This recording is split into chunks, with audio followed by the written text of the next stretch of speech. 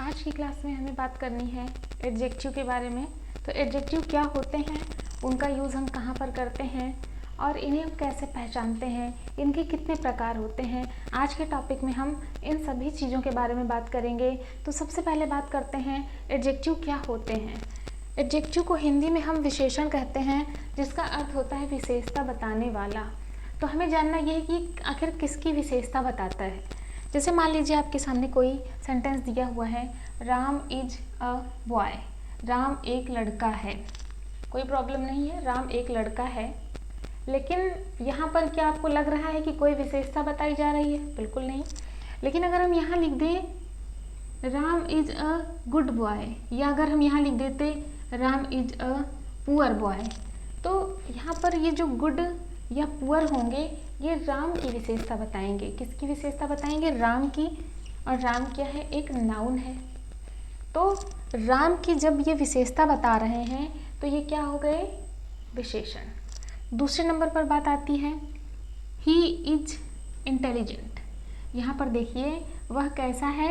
Intelligent है। तो जो ये शब्द इंटेलिजेंट है ये किसकी विशेषता बता रहा है? ही की। और ही क्या है? एक प्रोनाउन है। क्या है? प्रोनाउन है। और राम क्या था? नाउन। तो ये जो विशेषता बता रहे हैं ये किसकी बता रहे हैं? नाउन या प्रोनाउन की। तो हम कह सकते हैं ऐसे शब्द जो नाउन या प्रोनाउन की विशेषता बताएं उन्हें हम क्या कहते हैं? विशेषण कहते हैं। तो इंग्लिश में इसकी डेफिनेशन क्या होगी? An adjective is a word used to qualify a noun और प्रोनाउन। ये तो हो गया हमारा विशेषण। अब दूसरे नंबर पर बात आती है इसके प्रकार की। तो इसके प्रकार तो मुख्यतः 8 होते हैं, जिनमें से कि सबसे पहले हम पढ़ेंगे एडजेक्टिव ऑफ क्वालिटी, जिसे हिंदी में कहते हैं गुणवाचक। गुण क्या होता है? क्वालिटी। किसी भी व्यक्ति या वस्तु के अंदर जो विशेषता होती है वही उसका गुण है। तो इसके अंतर्गत जो एडजेक्टिव होते हैं वो गुण, दोष या रंग रूप के बारे में बताते हैं। जैसे ऑनेस्ट, ब्रेव। अगर हम कहें he is a honest boy, he is a brave boy, he is a wise boy, ऐसा कुछ भी कहें, या this is a black pen, तो ये जो वर्ड्स हैं जो ये किसी न किसी की विशेषता बताने के लिए यूज होंगे। तो ये क्या है? हमारे एडजेक्टिव ऑफ क्वालिटी। अब दूसरे नंबर पर बात आती है कि ये 2 तरीके से यूज होते हैं। पहला तो एट्रीब्यूटिव, दूसरा प्रेडिकेटिव। एट्रीब्यूटिव क्या होता है? जब नाउन के पहले ये एडजेक्टिव लगेंगे, जैसे the Ashoka was a vice king. तो देखिए किंग है, इसके पहले क्या लगा? वाइस।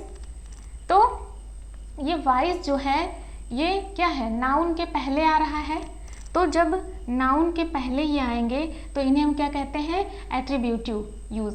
तो यहाँ पर जो वाइस है ये एट्रीब्यूटिव यूज है। और दूसरा आता है वर्ब के बाद जब आएंगे तो प्रेडिकेटिव होगा। देखिए द वेदर इज क्या है? वर्ब है।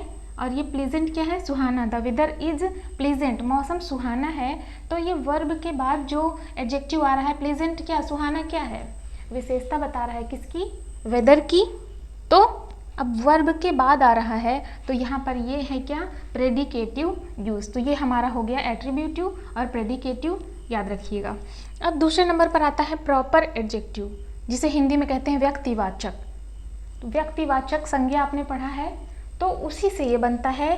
प्रॉपर नाउन से बनने वाले जो एडजेक्टिव होते हैं उन्हें हम प्रॉपर एडजेक्टिव कहते हैं। अब प्रॉपर नाउन के बारे में मैंने आपको बहुत अच्छे से पढ़ाया है। किसी भी व्यक्ति, वस्तु या स्थान का जो प्रॉपर नाम होता है वो प्रॉपर नाउन होता है। अब किसी भी व्यक्ति के नाम से, स्थान के नाम से कोई भी अगला जो भी नाम बनेगा उसे हम क्या कहते हैं? प्रॉपर एडजेक्टिव कहते हैं। जैसे बुद्धिस्ट मोनेस्ट्री, ब्रिटिश रूल किससे बना है? ब्रिटिश से बना है। यूरोपियन किससे बना है? यूरोप से बना है, एक जगह है। अफ्रीकन किससे बना है? एक जगह का नाम है, उससे बन गया अफ्रीकन। तो ये क्या है? यही है हमारा प्रॉपर एडजेक्टिव। प्रॉपर नाउन से बन रहा है तो प्रॉपर एडजेक्टिव है। अब तीसरे नंबर पर बात आती है एडजेक्टिव ऑफ क्वांटिटी, परिमाणवाचक। परिमाण क्या होता है? मात्रा। किसी भी लोगों की या वस्तु की जो भी मात्रा होती है वही क्या है? Adjective of quantity. जैसे इसके लिए हम कैसे शब्द यूज़ करेंगे? सम, इनफ, सफिशिएंट। जैसे हम कहते हैं आई हैव सम बुक्स, मेरे पास कुछ किताबें हैं। तो जो ये सम है ये किसके बारे में बता रहा है? बुक्स के बारे में बता रहा है। तो ये जो सम हुआ वो क्या हुआ? एडजेक्टिव ऑफ क्वांटिटी, बुक्स की मात्रा को बता रहा है। दूसरा है आई हैव इनफ फूड। अब देखिए जो इनफ है ये फूड के बारे में बता रहा है, फूड की मात्रा को बता रहा है। तो ये इनफ जो है वो हमारा एडजेक्टिव ऑफ क्वांटिटी हो गया। आई हैव सफिशिएंट मिल्क, ये जो सफिशिएंट है ये किसके बारे में बता रहा है? मिल्क की मात्रा के बारे में बता रहा है। तो ये हमारे सम, इनफ और सफिशिएंट जो है ये एडजेक्टिव ऑफ क्वांटिटी है। चौथे नंबर पर बात आती है डिमॉन्स्ट्रेटिव एडजेक्टिव, यानी कि संकेतवाचक। इसके लिए कैसे वर्ड्स यूज किए जाते हैं? दिस, दैट, दीज, दोज, ये कहीं भी आएंगे तो क्या होगा? डिमॉन्स्ट्रेटिव एडजेक्टिव होगा। अब आप सोच रहे होंगे कि आपने डिमॉन्स्ट्रेटिव प्रोनाउन भी पढ़ा है और यहाँ पर हम सेम चीज़ें हैं, वहाँ भी होती हैं, ये डिमॉन्स्ट्रेटिव प्रोनाउन होते हैं, यहाँ पर एडजेक्टिव है, हम कैसे पहचानेंगे? डोंट वरी, मैं बताती हूँ। इन दोनों के बीच अंतर होता है। देखिए हमारा जो दिस, दैट, दीज, दोज है, अगर वो किसी भी नाउन के तुरंत पहले आए, जैसे दिस गर्ल इज गुड, देखिए गर्ल क्या है? नाउन है, उसके पहले दिस आ रहा है। दैट पेन, देखिए पेन हमारा नाउन है, उसके पहले आ रहा है दैट। ये पेन्स है, इसके जस्ट पहले दीज आ रहा है। तो अगर नाउन के पहले दिस, दैट, दीज, दोज का यूज़ होगा तो वो हमारे डिमॉन्स्ट्रेटिव एडजेक्टिव होंगे। और दूसरा होता है डिमॉन्स्ट्रेटिव प्रोनाउन, ये कब होगा?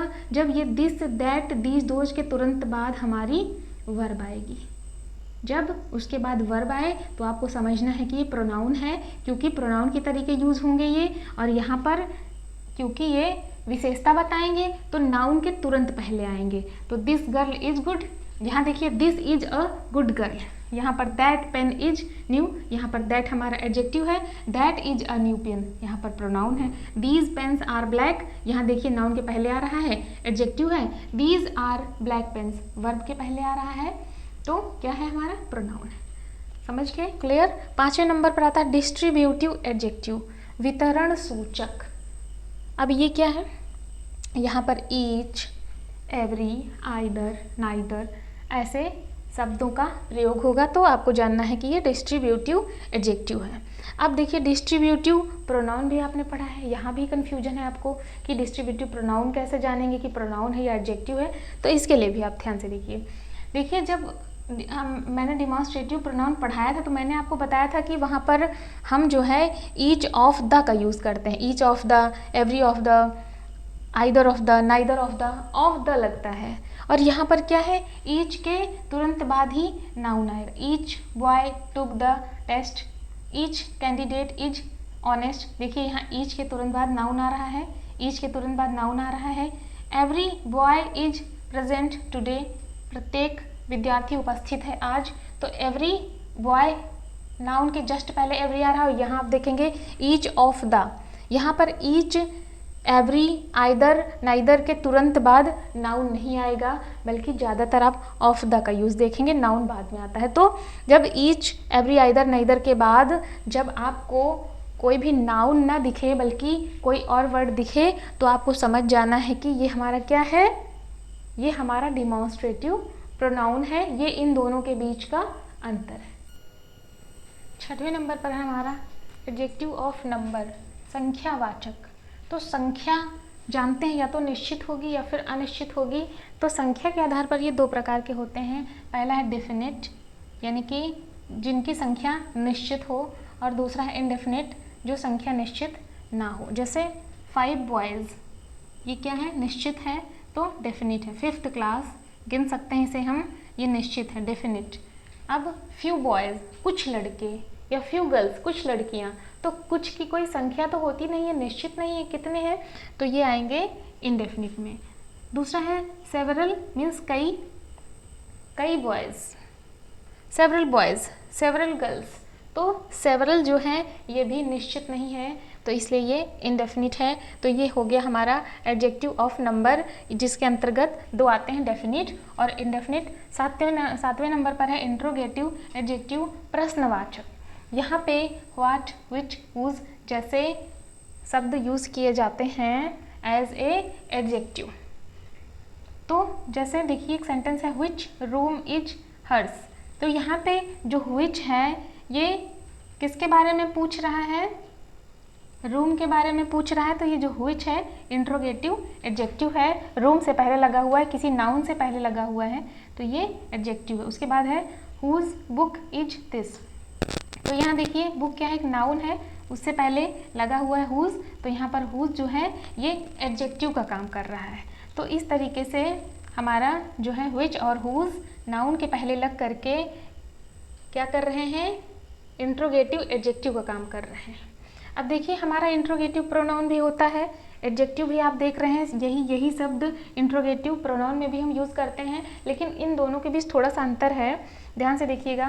What colour is your bag, देखिए यहाँ पर नाउन के जस्ट पहले हमारा व्हाट आ रहा है, तो यहाँ पर ये इंट्रोगेटिव एडजेक्टिव है। और यहाँ पर देखिए व्हाट डिड यू डू,